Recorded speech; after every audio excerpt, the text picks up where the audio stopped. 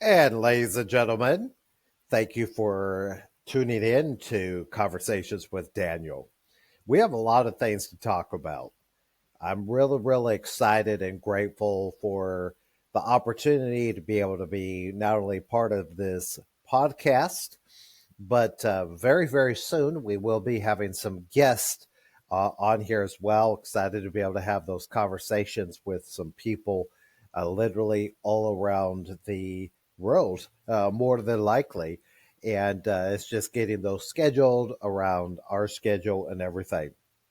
I want to start this podcast today by, just following up and saying thank you for each one of you that are following this broadcast, who are listening, taking the time to listen and to share. And we're excited to be able to grow this podcast and be able to be the voice to share with you the things that we've discovered, the things that we have learned. And we always encourage you to do your own research. That's what real journalism is about.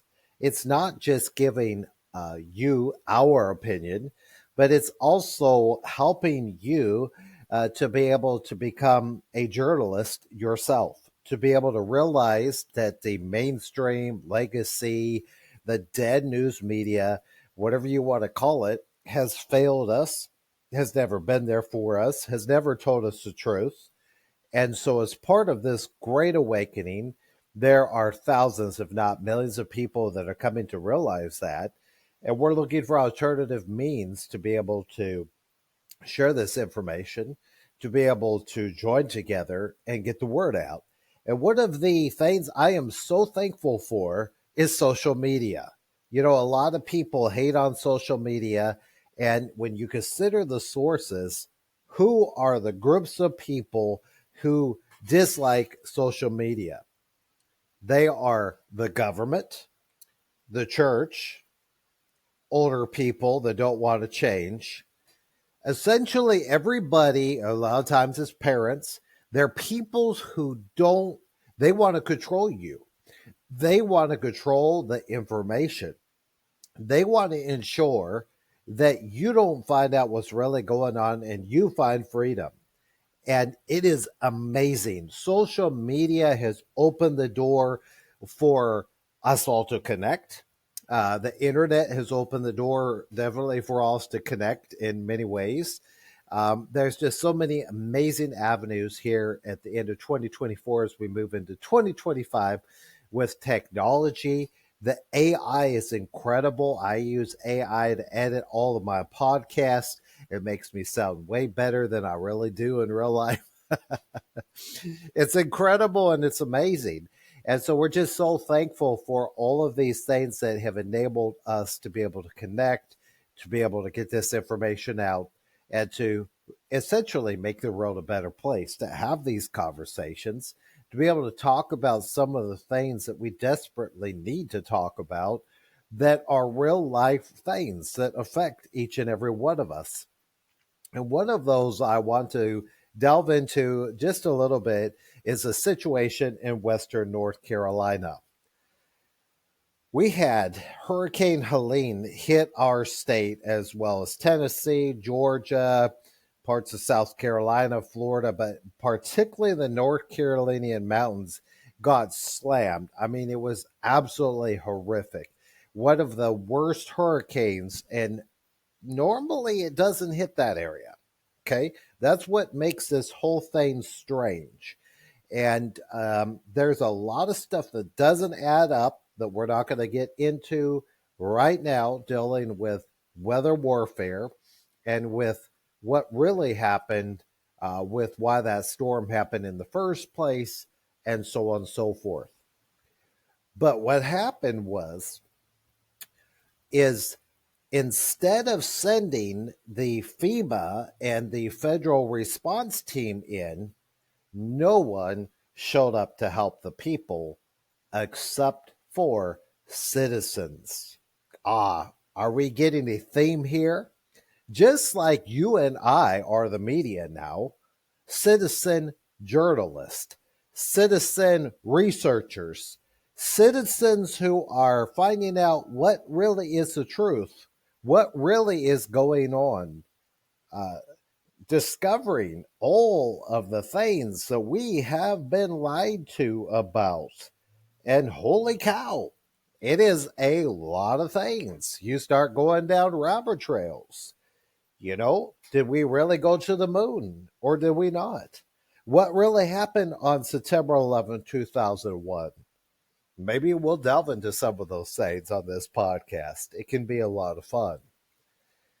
But as we research and we do our due diligence, we find out so many different things. And the boots on the ground, the people actually in Western North Carolina continue to inform and to let us know they are not getting the help that they need from the government. Now, the government went on television and told all of us that influencers need to be quiet and stop spreading misinformation. Well, I'm sorry, government, but I'm going to tell you, when I actually see something, I am going to share it when I feel it's appropriate to share. And for the people in Western North Carolina, they had a pretty rude awakening when it turned out that if you are a Trump supporter, you wouldn't get help from FEMA. That area, surprisingly, with the exception of Asheville, is one of the most red or conservative areas. And I believe that since that hurricane took place, it became even more red because a lot more people began to wake up to the corruption in our own government. Now, we have found out that recently, from eyewitnesses, from people that are still there, we're still having issues. People are being turned away that are bringing the supplies.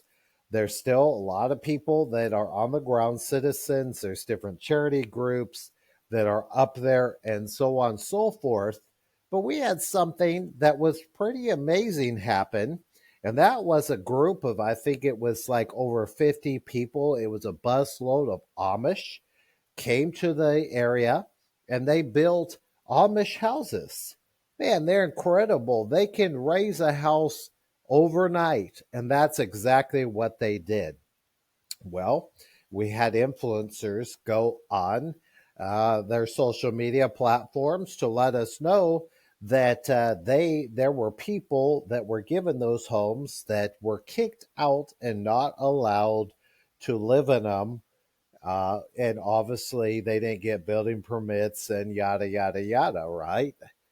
Big brother is what happens when you're living in a Democratic blue state.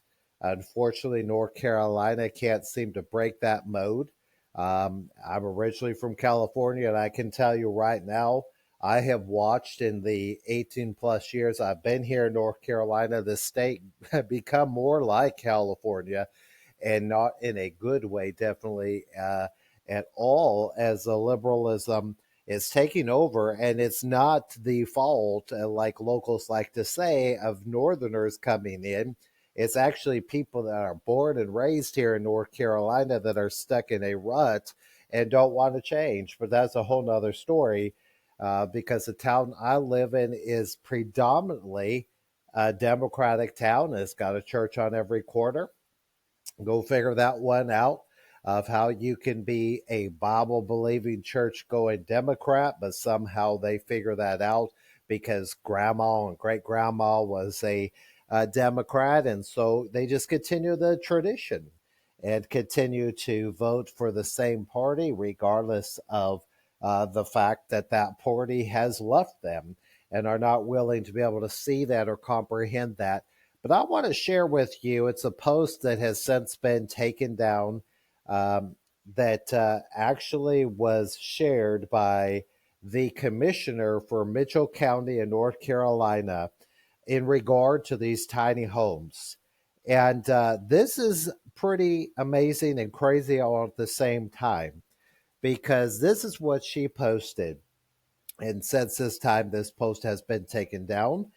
But what do we citizen journalists do? And I am getting this off of Casey O'Day, that has a local radio program, talk show early in the morning. He actually, it's off of his Twitter page. So I want to put the credit where I actually learned about it. But this is what she said. She posted this. She said, this is her name is Harley Masters. She said, several weeks ago at a Board of Commissioners meeting, we addressed social media influencers going viral, using lies and embellished misinformation about the devastation to our homes in Mitchell County and the tragedies our friends and families are still living with. People have spread lies about our local DSS taking children in the aftermath of Helene and the number of people missing from Mitchell County. Now the new lie is that the county has kicked people out of tiny homes built by Amish volunteers. None of these things are accurate. All counties are required by state and federal law to enforce North Carolina building codes. Tiny homes that meet those codes set to protect North Carolina citizens from shoddy and unsafe workmanship, are welcome in Mitchell County. They are not banned. Several nonprofits and, of course, licensed contractors are in Mitchell County building and rebuilding homes to code so those families have a safe long-term living situation. The Mitchell County building inspector has not kicked anyone out of their tiny home. Instead of taking my Sunday and enjoying a much needed day of rest with my family, I'm being harassed with an insane amount of phone calls and emails. These social media influencers don't care about the facts or what has been done the past 2 months. Please don't be the local followers who fall for their game, whatever the reason or the motivation. Now, I want to go through this and just point out a couple of different things that are important to notice. All right. We want to, as much as possible, get our facts straight. But what really is the difference between people being kicked out of the tiny homes and people not being allowed to use them? It's sort of the same thing. It's a schematic situation that is really not that relevant. If they're not being allowed to live in them, then they're not being allowed to live in them. We can clearly state that. You want to nitpick and go, oh, well, they never were kicked out. Somebody said that they were. We had a family who claims that they were. So it seems like they were. The other thing about it is the Amish people build quality homes. They build homes that are literally shipped all over the United States and even the world. They don't have shoddy and unsafe workmanship. So that is very misinformed, very uneducated response from this commissioner. Um, and then, in addition, imagine being an elected official and complaining that you had to actually work. Now, I get it. We all want Sunday off to enjoy with our families. But for crying out loud, you're a politician and you're complaining about having to work. Do you see what I am saying about how amazing social media is? These government employees actually have to show up and do their job. And we're going to see even more of this, especially as Elon Musk does the exact same thing he did to Twitter. Because you remember what was happening to Twitter? When 90% of the people got fired because they were on the payroll, not even working, not even showing up to the office. We need a clean out of the government, and we need to remember these names and make sure that we primary them and make sure that they never get elected unless they're willing to change what they're doing and to do their job. So I want to share that with you. Some of these local officials are absolutely ridiculous in these counties in Western North Carolina. They are part of the fraud. They are part of the corruption that is going on up in that area. And here's the problem. It's December 2nd today. It's a Monday. It's now December here in 2024 when I'm recording this podcast. And the weather is actually predicting snow flurries overnight. In my area, I'm in currently recording this in Harnett County in a little town called Dunn. And here we are probably, I was trying to see if I could pull up the weather here. But I'm pretty sure we are somewhere around just above. Let me see if I can quickly get this without taking a lot of time. I know as I was driving earlier today as part of my job, it was about 41. Um, I was over in the Charlotte area and come on here. Okay, yep, 38 degrees. It's currently 38 degrees where I am. So we're pretty close to freezing, and as it drops overnight, there's a pretty good chance for some flurries um, even in our area. We don't get a whole lot of snow, but as you go towards the west, more and more flurries come, and they're saying it probably won't stick overnight, but we'll see. But it's cold, and in western North Carolina, the temperature is probably going to drop down into the single digits tonight and the rest of this week as we have a lot of cold weather coming in. And it's December, folks. It's winter. It's time for this type of thing. And people still don't have the houses. They're still stranded. They're still have basements full of mud. There's a lot of things going on in Western North Carolina. And unfortunately, the news media and the government don't like us talking about this. They keep trying to censor it. The governor is absolutely horrible. He makes it look as if he's doing all these things to make sure that Western North Carolina gets all this money, it gets the help that they need. But it is actually the citizens that are making the difference anymore now, which again is a theme we will continue to see over and over and over again in the coming days and months. We, the people, have joined together. We have spoken. And, we have elected Donald J. Trump to be the next president of the United States. And the whole premise behind his first presidency, if you go back to that inauguration and you see how the military comes down the stairs right at the perfect moment during his speech and at that inauguration, and he talks about restoring the power back to the people, and the military goes back up the steps.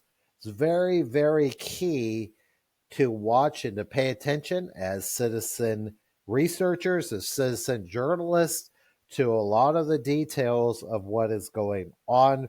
It's actually pretty incredible and amazing for the most part. It's painful for some people that don't know what the hell's going on.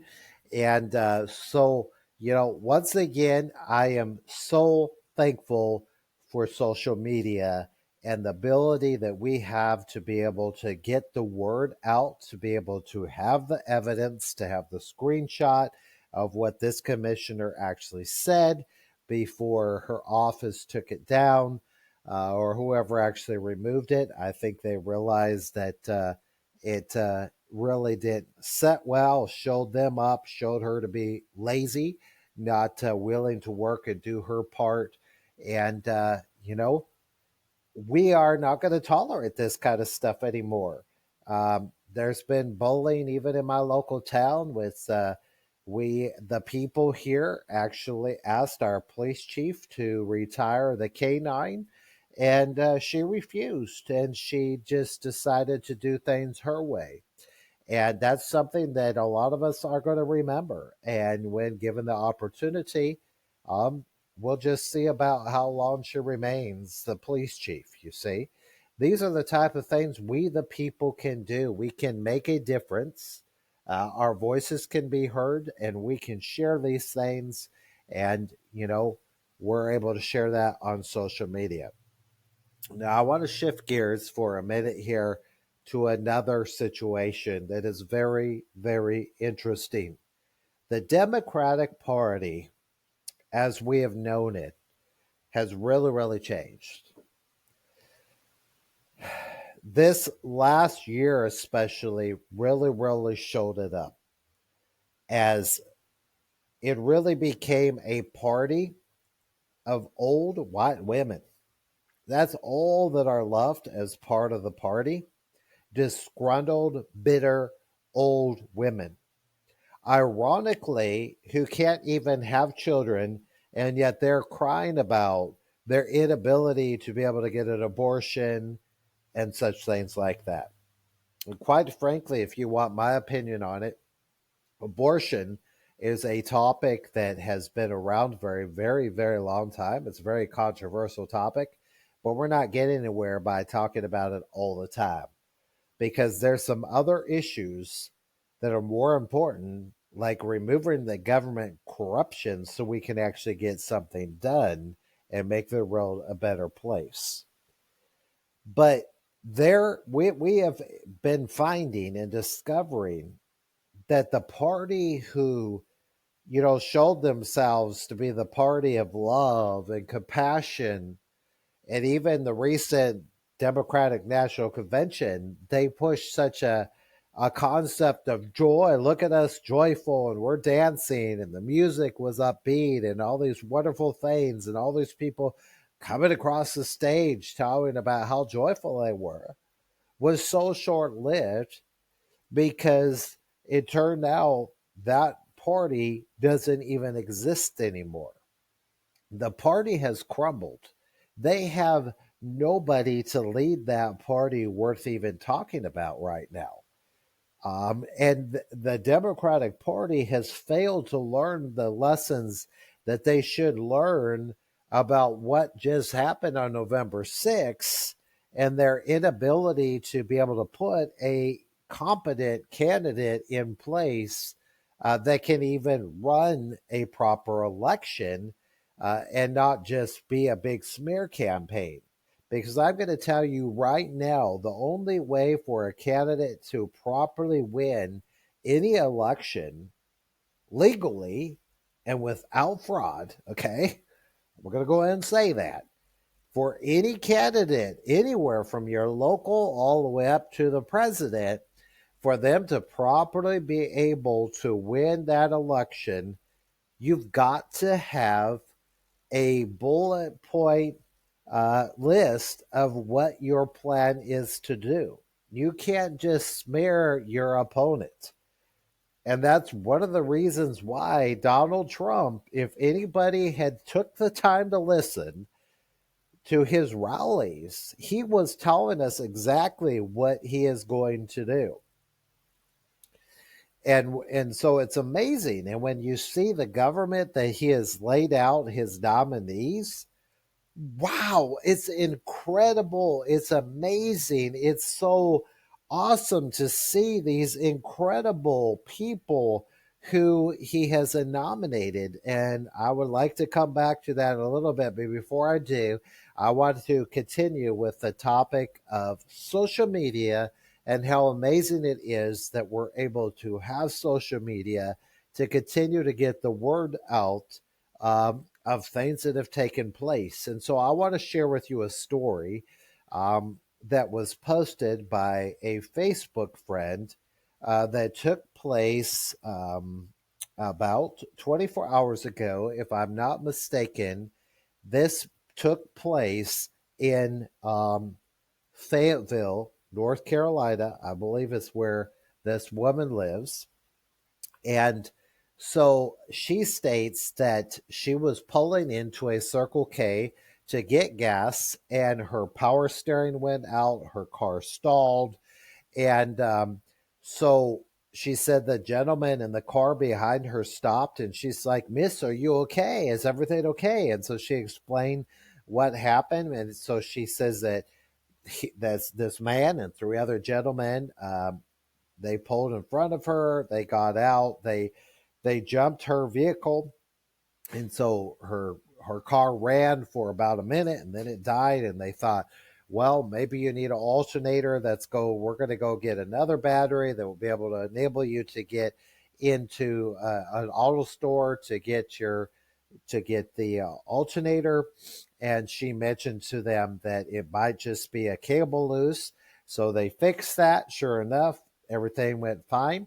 She offered to fill their tank with gas, and they declined. And she says, surprisingly, they thanked me.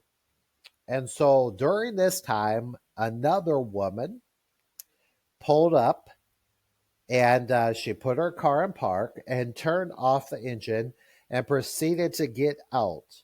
She then came directly up to me, asked if I was okay. Are you being harassed or are you in distress? And so this poster said, no, ma'am. These gentlemen were excellent in helping me with my problems. They're now solved. I appreciate them. And so this woman began berating them about helping females makes them feel powerless while in distress. Now, can you imagine this? This woman became unhinged, and then what does she bring up next? She brings up their race. It turns out that those men that were graciously helping this woman happened to be black. This woman who berated them was white. The poster of this Facebook post says, the irony is I am a conservative Republican woman, and I saw all three of the kindest human beings I could have asked for. In fact, she didn't even notice that they were black men until this woman pointed it out to her. And as you might guess what stickers were on her car. This white woman who chewed out these black men who had helped this woman had a Harris Waltz "We're Not Going Back" sticker, as well as a coexist sticker on her Mini Cooper. And yet she was the one berating these men about the optics and societal issue of a group of men who happen to be black, exerting their authority and skill over a woman. All that the original poster had noticed was the genuine care that she had experienced from these other humans. And so she proceeds to thank even this woman for the lesson that it taught her of how extraordinary these gentlemen were, that they took the time to simply be men and human beings and invested a 30-minute time, about half an hour of their Sunday, to invest into her well-being and to check on her. What we continue to see, ladies and gentlemen, is the community helping each other. But what I wanted to point out with this story, the Democratic Party has become a party of deranged, bitter, old white women. Now, there's others still part of the party, but this is the problem that we are having. We're actually finding out that the people who are actually racist and sexist are actually members of the Democratic Party, which, as we all know, has gone off the deep end into being a Marxist, socialist, crazy party, to the point that now women are getting sterilized Even married women are getting sterilized because that's what they think they're supposed to do. That is the latest thing. They shaved their head after the election. Now they're saying there's no other choice but for us to get sterilized and not have any more children after the children we have. That's their choice, but this is where the reality of it is. The Democratic Party is definitely not the party of acceptance, of love, of compassion. Very far from it. It has become a very racist party. And like I say, the party is pretty much dead, just like the news media is, because there's nobody able to properly lead it. We just see today and yesterday the pardoning of Hunter Biden by Joe Biden. And now the call for Jack Smith and so many other people to be pardoned by Biden before he leaves office. And one of the big takeaways for that is to understand and to realize they are acknowledging their guilt. We warned people in 2020. I remember posting this on social media and on my YouTube channel and getting the word out as much as possible to my relatively small sphere of influence of telling people don't commit the crime and then you won't have to pay. It's really that simple.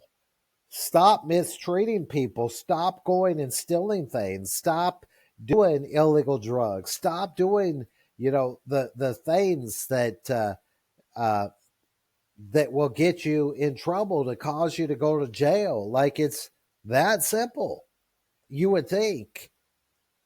And, I remember also saying that trying to share with people, especially in 2020 with the whole COVID situation and all the nonsense that came along with that, of people losing their jobs and not allowing people into the hospital without a mask and into different places and forcing the jab and forcing all of those things that people would say, well, I'm just doing my job. And it's like, it's time to stop doing your job. You're going to pay for your crimes. The things that are criminal, the things that are against humanity, it's going to catch up to you because karma in and of itself will catch up to you if nothing else. But the law also will. And so this is where we are today. And I think more and more people might be wakening up, even on the other side, even in the Democratic Party, because Joe Biden repeatedly told us he would not pardon Hunter. And now he just went back on his word, and his little press secretary that I hope gets fired very soon because holy cow, she can't keep a straight story. She's continued to lie for him. She proceeds to say that President Biden, he believes in the justice system, but he also believes that it was unjust what happened to Hunter Biden. So which one it is it? This is the irony of what we're seeing and what we've seen for the last 4 years. And unfortunately, it took us going through these last 4 years for a lot of people to be able to see, yuck, this is not what we wanted. So many people, they just turned a blind eye to what was really going on and decided they just, oh, Trump bad, oh, Trump bad, oh, Trump bad. So we're supposed to be against Trump, so we got to vote for Biden. Biggest mistake. We just wasted 4 years that we could have been way further along. Corruption removed, justice actually being done. Now we're in a situation to where what's all this? What's all this? What's the next plan? What's the next move? Where are we going to head with all of these situations? So it's pretty interesting, the things that are going on. But I mentioned I wanted to get into some of the nominees, and one of the most recent nominees that is tripping the news media. Which when the news media is tripping and flipping and flipping out and having a heyday, that's a good day for us because Kash Patel is an excellent nominee for the FBI. I'm so excited that he's been nominated. Looking forward to see what he's going to do. But can you believe it? The dirt that they found on him. There's I believe she's a journalist that I'm not sure if it's with the Washington Post or what her source actually was, but this journalist actually came up with the potential that Kash Patel, a couple times when he was in high school, when his parents were out of town, he may have had some kids over and they may have, you know, there may have been some sex that went on in his parents' house in one of the rooms in the back. Like that never happens. Is this really what we've come to? And since when has the left become such good moral people that they care so much about, you know, high schoolers having sex in someone's house? Uh, since when has this become such a witch hunt to where every single good person that actually would bring justice, they want to tear down and find some sexual thing and hold that against them? Because we could do the same to them. There is proof and evidence of things they have done. And yet, this world is upside down and backwards because they somehow think that they have the higher moral ground. When, if they looked at their own lives, I mean, what are they doing? What have they done? What kind of dirt could be pulled up? If we're just going to mudsling about everybody to slow things down and to not allow justice to be done and what we, the people, have asked Donald Trump to do, then that's not okay. And that's one of the reasons why the news media is killing themselves, because the news media has gone on for 9+ years talking about how they were part of the lie, saying that Joe Biden was competent, that he would never pardon Hunter. That's the media kept pushing that. And here we found out they couldn't even change that because this pardoning happened. The news media has lost their stronghold. They have lost their influence. They've lost their ability to be able to control we the people, because we the people elected Donald J. Trump for a specific reason. We want to see shit done. We want to see justice done. We want to see all of the January 6ers pardoned and justice done for that. I would personally would love to see a trade. If I was the president, this is what I would do. I would do a trade. For every January 6th prisoner that I pardoned, I want an FBI agent who infiltrated the January 6th so-called insurrection. I would like those agents to be arrested in their place, because it is time for someone like Kash Patel to be put in to where we have integrity, honesty, and justice done in the FBI instead of the corruption that they've continued to have gotten away with for 60 years, maybe longer. I know it's been all of my life, and I'm 43 years old, and I know a lot of this stuff dates back to JFK Sr., if not before, and even his own assassination. They do not like it when you come against them. The pushback is absolutely ridiculous, which is probably the reason why Hunter Biden was pardoned from 2014 till now. Those are the years when the most corruption took place in Ukraine. And my question for you is, why is it that nobody, absolutely nobody, is willing to stand up and call Ukraine the most corrupt country that they are? We all know they are a corrupt country. I tried to mention something about it in 2020, and holy cow, I had people unfriend me on social media. They left in droves. They came against me. They're like, how dare you go against Ukraine? Putin's the bad guy. Russia is the horrible person. You just cannot talk against Ukraine, not to mention the censorship. Thank you very much, Mark Zuckerberg, for being such a wimp and allowing the FBI and the CIA to control social media and to censor us. I have a beef about that. It was not okay then, and it's not okay now. The censorship is absolutely ridiculous, yet we have stuck with it, and we continue to speak out the truth. We continue to share with other people what is really going on because it's part of who we are. It's time for people to see who we are. And the fact of the matter is, in this age of Aquarius, the age we are now entering with a new world, the corrupt people are being exposed.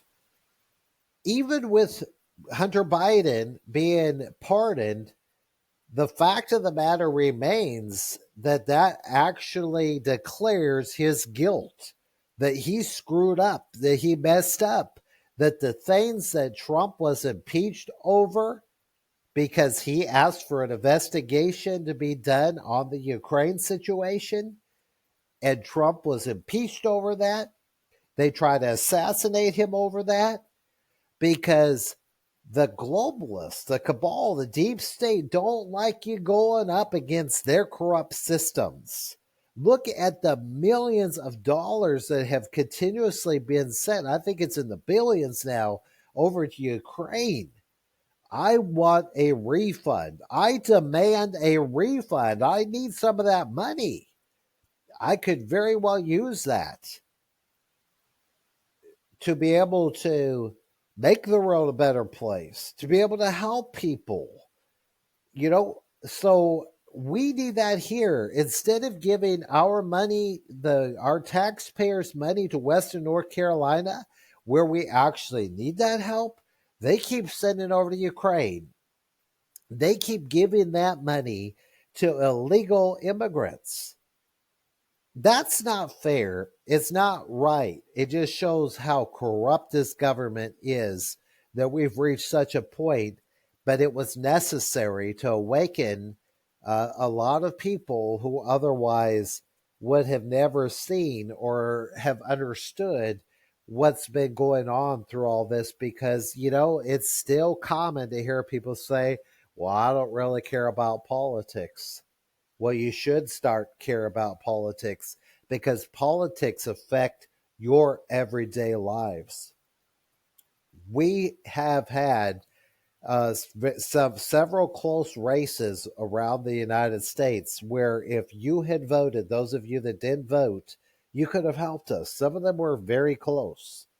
In other situations, it's amazing how people showed up where we are able to make it too big to rig.